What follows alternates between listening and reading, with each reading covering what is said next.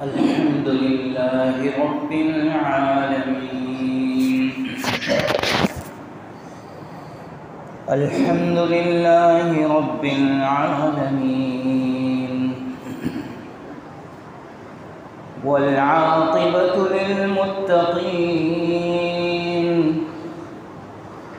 वस्सलातु वस्सलामु अला रसूलिहि सय्यिदिल अंबिया खातमिल मुरसलीन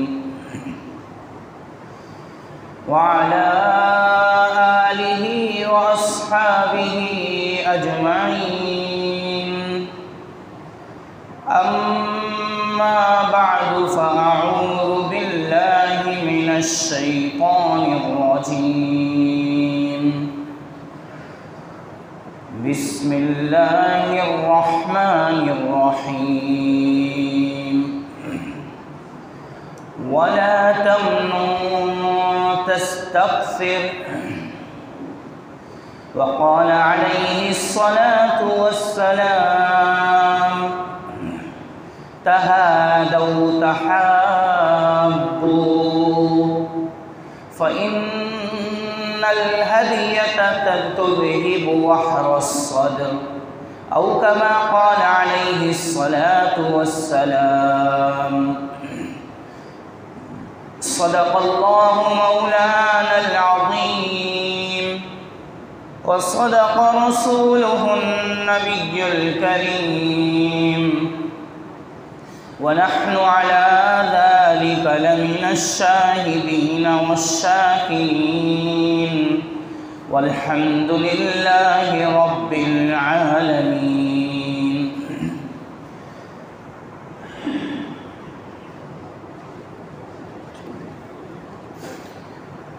काबिल एहतराम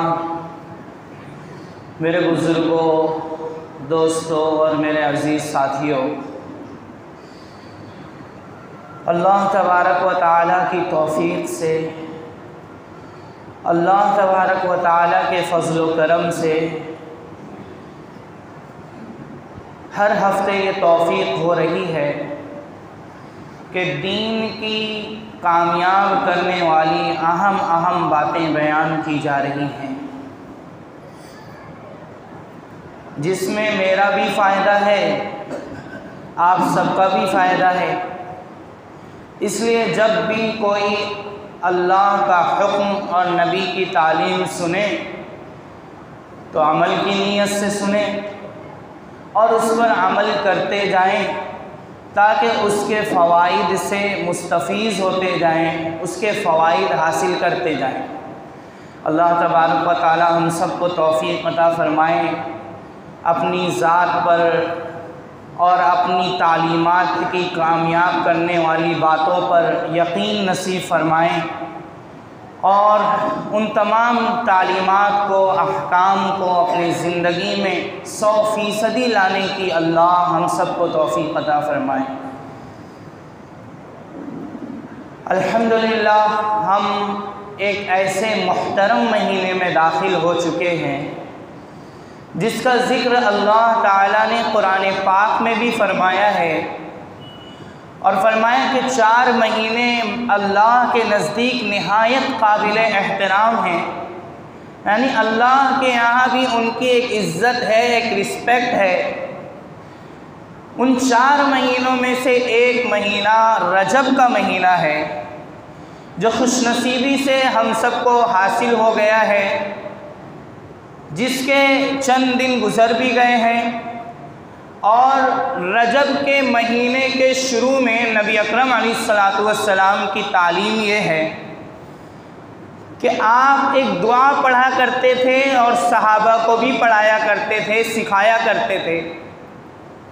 और उस दुआ में एक ख़ास अहम बात की तरफ तवज्जो दिलाना भी मक़सूद होता था।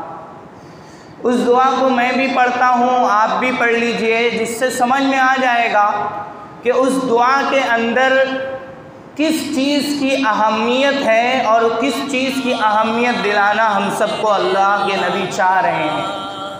वो दुआ ये है कि जब रजब का महीना शुरू होता तो नबी पाक सल्लल्लाहु अलैहि वसल्लम ये दुआ पढ़ा करते थे।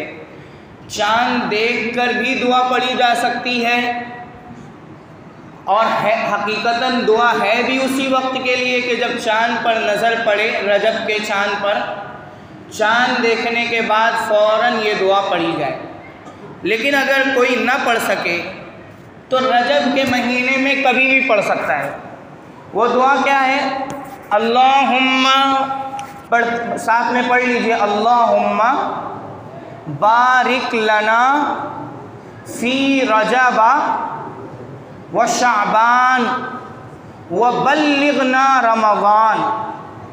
देखिए रमज़ान की अहमियत देखिए, 2 महीना पहले ही हम सबको रमज़ान की इत्तला इस दुआ से मिल रही है।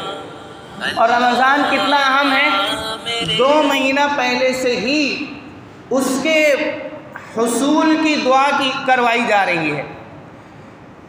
2 महीना पहले ही वहाँ पहुँचने की दुआ करवाई जा रही है कि अल्लाह हमें रजब और शाबान में ऐसी बरकत दे, यानी रजब और शाबान के लम्हात में और हमारी ज़िंदगी में ऐसी बरकत दे कि हम उन बरकतों के साथ रमज़ान तक पहुँच जाएं। हमने दुआ पढ़ ली, अल्लाह कबूल फरमाए। अब हम चूँकि एक सिलसिला लेकर चल रहे हैं, हर हफ्ते हम दीन के 5 कामयाब करने वाले शोबे के बारे में बात करते हैं। इसलिए अब चूँकि मुआमलात का शोबा हमारे पेश नज़र है, गुज़िश्ता हफ्ते इबादत में से अहम इबादत नमाज का बयान हुआ था और अब बारी है मुआमलात के बयान की। मुआमलात क्या है वो इसके मौके पर बताया जा चुका कि इंसानी मुआशरे में आपस में लेन देन का भी मामला होता है और मुआमलात से वो लेन देन का और माली लेन देन का मामला मुराद है। और भी मामलात होते हैं इंसानी ज़िंदगी में, लेकिन ये माली मुआमलात इतना अहम है इसीलिए उसी को मुसलसल लेकर चला जा रहा है। उसी इन माली मामलात में से एक अहम मामला वो हदिये के लेन देन का मामला है। ये ऐसा खूबसूरत मामला है कि नबी अकरम अलैहिस्सलातु वस्सलाम ने भी पूरी ज़िंदगी इस पर अमल किया और सहाबे किराम रज़ियल्लाहु अन्हुम अजमईन को भी इस मामले की हिदायत फरमाते रहे। फरमाया तहादौ तहाब्बू, कितना खूबसूरत तालीम है। आप गौर कीजिए, नबी अकरम अलैहिस्सलातु वस्सलाम इरशाद फरमा रहे हैं कि आपस में हदिये का लेन देन किया करो। हदिया क्या है? गिफ्ट, इंग्लिश में जिसे गिफ्ट कहते हैं और उर्दू में हदिया और तोहफ़ा कहते हैं। ये एक ऐसा माली लेन देन है कि जिसकी तारीफ़ ये है, जिसको अगर समझना है तो यूँ समझिए कि महज किसी शख्स की मोहब्बत हासिल करने के लिए, उससे ताल्लुकात को मजबूत करने के लिए, उसके दिल को जोड़ने के लिए कि उसका दिल हमसे जुड़ जाए, उससे ताल्लुकात को खुशगवार करने के लिए, उसके दिल में खुशी पैदा करने के लिए जो रकम दी जाए, जो माल दिया जाए, जो सामान दिया जाए, उसे गिफ्ट कहते हैं, उसे हदिया और तोहफ़ा कहते हैं। इस तारीफ़ से और हदिये के बारे में इन बातों को बताने से ये समझ में आ गया कि अगर हदिये में कोई गलत नीयत है, हदिया दे रहा है, चाहता है कि इससे कोई काम निकाल ले, इससे मेरा काम बन जाए, बड़े ओहदे पर है, मेरा काम बना दे, रिश्वत कहलाता है। ये हदिया नहीं है। अगर कोई बुरी नीयत है, अगर कोई काम निकलवाना मकसूद है, तो फिर ये हदिया और तोहफ़ा नहीं है। फिर उसका वो फ़ायदा नहीं होगा जो नबी अकरम अलैहिस्सलातु वस्सलाम बयान फरमा रहे हैं, तहाब्बु, कि आपस में मोहब्बत बढ़ेगी, आपस में मोहब्बत की फ़ज़ा कायम होगी, माशरे में प्यारो मोहब्बत बढ़ेगा। और इसी तरह हदिया दे रहा है और सोच रहा है कि वापस मिलेगा, यानी हदिया दे रहा है और इस नीयत से दे रहा है कि ये भी मुझे वापस कुछ ना कुछ देगा, ये नीयत भी दुरुस्त नहीं है।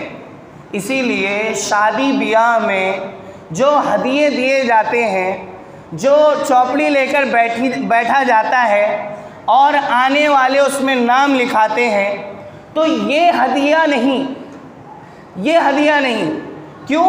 नाम लिखने का मकसद ये होता है कि आप जो हदिया दे रहे हैं, नाम देखकर दोबारा आपको वो हदिया लौटाया जाएगा, ज़्यादा मिक़दार में लौटाया जाएगा जब आपका मौका आएगा, जब आपके यहाँ शादी होगी। तो ये हदिया नहीं है।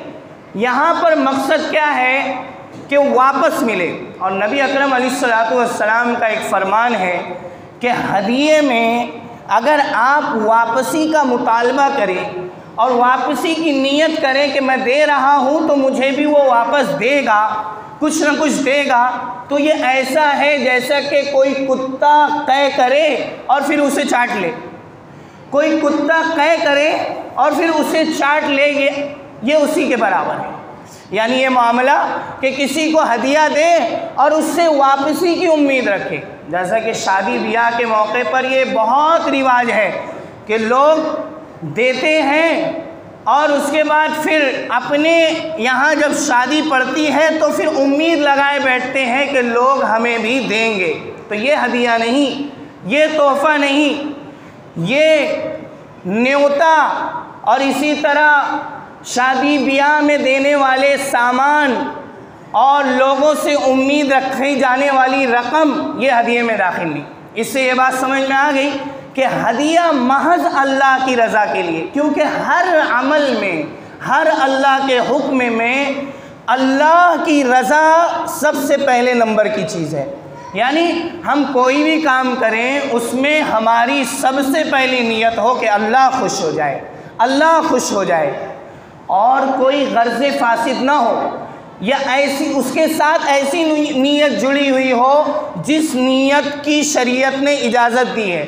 जैसे ये नीयत की इजाज़त है कि आप अल्लाह की खुशी की नीयत के साथ ये नीयत करें कि इसकी भी खुशी हासिल हो जाए, ये भी मुझसे खुश हो जाए, इसके दिल में भी मेरी मोहब्बत आ जाए। और दिल अगर थोड़ा टूटा हुआ है, क्योंकि इसी हदीस के अगले टुकड़े में फरमाया फ़इन्नल हदियता तुज़हिबु वहर सद्र, इसलिए कि हदिया सीने के कीने को ख़त्म कर देता है। ताल्लुकात में दरार पैदा हो जाती है, आपस में साथ में रहने से बाज़ औक़ात कहा सुनी हो जाती है, दिल में बुराई आ जाती है। ऐसे मौके के लिए हदिया बेहतरीन अमल है। फरमाया फ़इन्नल हदियता तुज़हिबु वहर सद्र, हदिया और ये माली लेन देन ये सीने के कीने को ख़त्म फरमा देता है, सीने के कीने को ख़त्म कर देता है। तो क्या बेहतरीन अमल है कि अगर माशरे में ये रिवाज पा जाए। जबकि अफसोस की बात यह है कि हमारे माशरे में हदिये के लेन देन का, गिफ्ट के लेन देन का रिवाज बिल्कुल ख़त्म सा हो गया है। हमारे घरों में उसका कोई रिवाज नहीं रहा, हमारे रिश्तेदारों में कोई रिवाज नहीं रहा, हमारे मोहल्लों में आपस में मिलने जुलने वालों में कोई रिवाज नहीं रहा। हाँ, रिवाज वहाँ है जहाँ वापसी की उम्मीद हो, वहाँ तो खूब ज़ोरों में दिए जाते हैं और खूब ज़्यादा दिखाकर नुमाइश के साथ दिया जाता है जहाँ वापस मिलने की उम्मीद हो। लेकिन एक मुसलमान का मिजाज क्या है, शरीयत ने क्या बनाया है। मुसलमान का मिजाज तो ये है कि वो हर हुक्म में, अल्लाह के हर मामले में वो इखलास के साथ काम करता है, वो अल्लाह की रज़ा चाहता है। फरमाया इन्नमा नुतइमुकुम लिवजहिल्लाह ला नुरीदु मिनकुम जज़ा।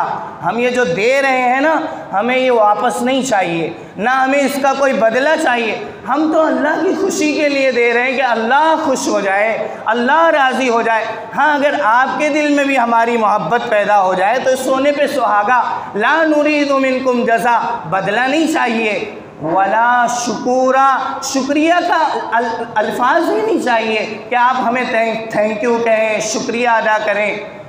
हम तो क्या चाहते हैं कि हमारा रब क़यामत के दिन हमें अज़ाब से महफूज कर दे, हमारा रब हमें क़यामत के दिन जहन्नम के अज़ाब से बचा ले। तो हदिया ये एक ऐसा इस्लामी लेन देन का मामला है जो माशरे में आपस में प्यार और मोहब्बत की खुशगवार फ़िज़ा कायम करता है। और ये सदका नहीं है। सदक़े और हदिये में यही फ़र्क है कि सदका गरीब को दिया जाता है और उसकी ज़रूरत को पेश नज़र रख कर दिया जाता है, उसकी ज़रूरत पूरी करने के लिए दिया जाता है। और हदिया अगर किसी बड़े को दिया जाए तो उसके इकराम में दिया जाता है। हदिया अपने अब्बा को दे दें, गिफ्ट कर दें कोई महंगी चीज़, दिल खुश कर दें, अब्बा का दिल खुश हो जाएगा। अम्मा को कोई हदिया दे दें, कोई अच्छा महंगा सामान दे दें, अम्मा का दिल खुश हो जाएगा।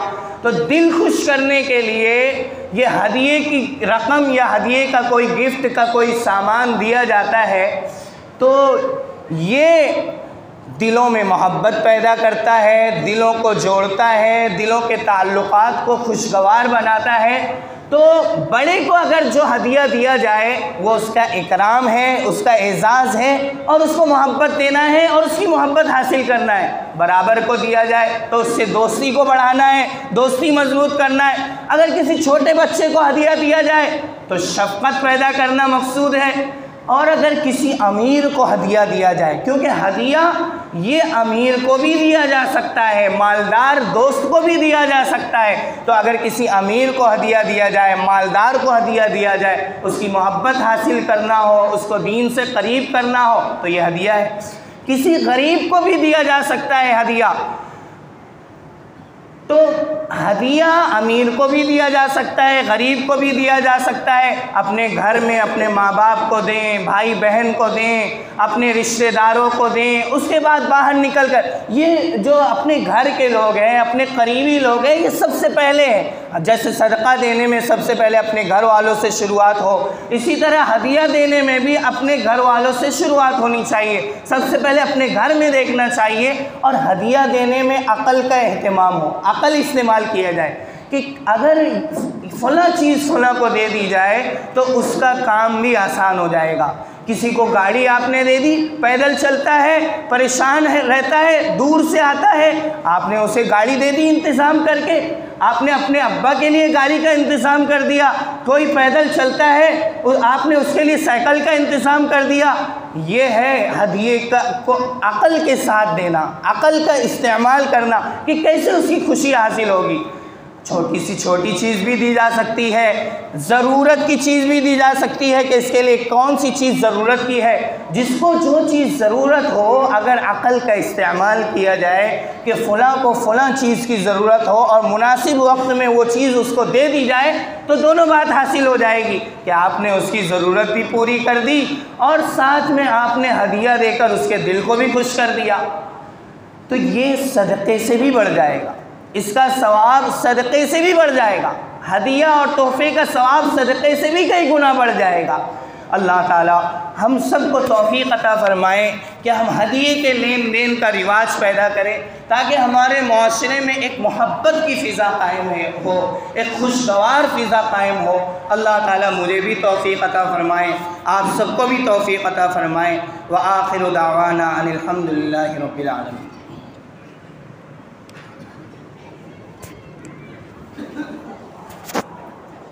अल्लाह